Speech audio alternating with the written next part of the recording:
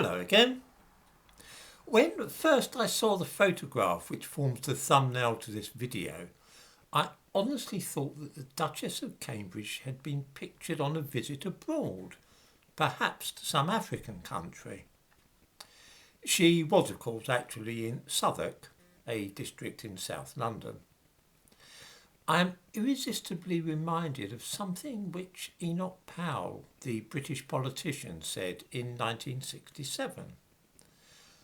He said, "The best I can dare hope for is that by the end of the century we shall not be left with a growing and more menacing phenomenon, but with fixed and almost traditional foreign areas in certain towns and cities which will remain as the lasting monument of a moment of national aberration."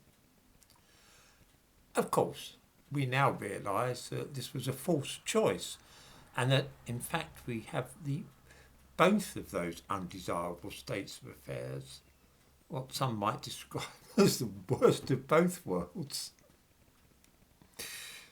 We have both the foreign areas in certain towns and cities that Enoch Powell spoke of, and are also faced with the growing and more menacing phenomenon of unlimited immigration. This is a far from desirable state of affairs, and yet there seem to be no modern politicians in Britain with the courage to speak out about what is happening in the country. All the effects of immigration, which Powell foresaw over 50 years ago, have arrived. Indeed, they have arrived in much worse forms than anything which he himself ever thought possible. The British people are, as I remarked yesterday, now a minority in their own capital city.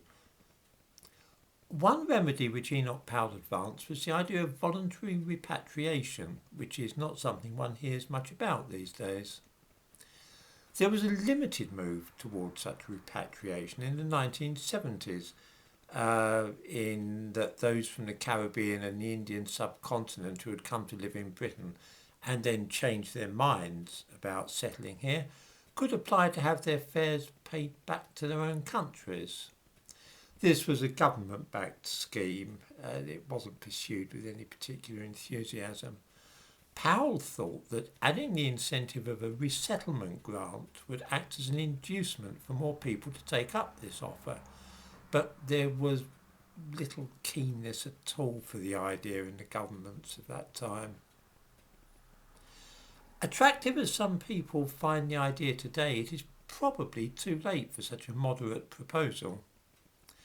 This is because the majority of those immigrants now have children and grandchildren who have been born in this country.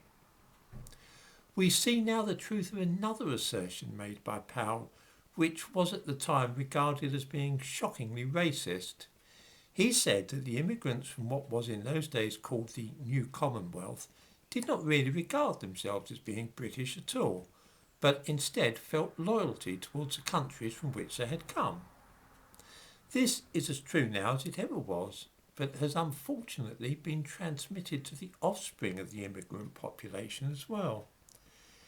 It is by no means unusual to hear a young black man describe himself as Jamaican, even though he was actually born in Britain. His allegiance is to a foreign country rather than to the nation where he was born. In much the same way, those born in this country of Pakistani parents will often call themselves Pakistanis rather than British. Such an attitude is disastrous for society. Even black people who say that they are British feel that they are different from other British people, and many claim to feel that being black British is a separate identity from being white. This too hardly makes for a stable community spirit, to say the very least of it.